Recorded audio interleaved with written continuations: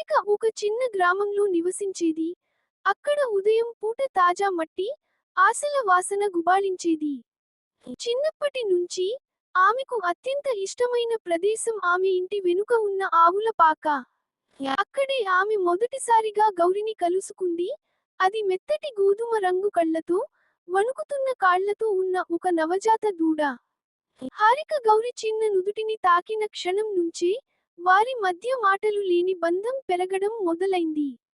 ప్రతిరోజూ బడికి వెళ్ళడానికి ముందు హారిక గౌరికి వెచ్చని పాలు తాగిస్తూ దాని చెవులలో కథలు చెప్పేది.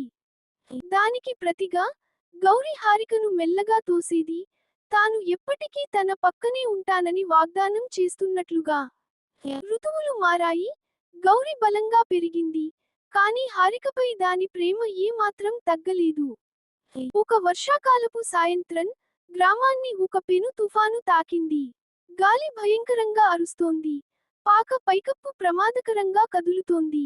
రెండవ ఆలోచన లేకుండా హారిక వర్షంలోకి పరుగెత్తి గౌరిని చూడడానికి వెళ్ళింది. ఆమె భయపడిన దూడ చుట్టూ తన చేతులు వేసి, తుఫాను తగ్గే వరకు దానితోనే ఉంది. ఆకాశం ఎట్టకేలకు నిర్మలమైనప్పుడు గౌరి హారిక చెంపను నాకుతూ, భయం కంటే ప్రేమను ఎంచుకున్నందుకు కృతజ్ఞతలు చెబుతున్నట్లుగా చేసింది. ఆ రోజు నుండి వారి బంధం కేవలం ఒక అమ్మాయికి, దూడకు మధ్య బంధం మాత్రమే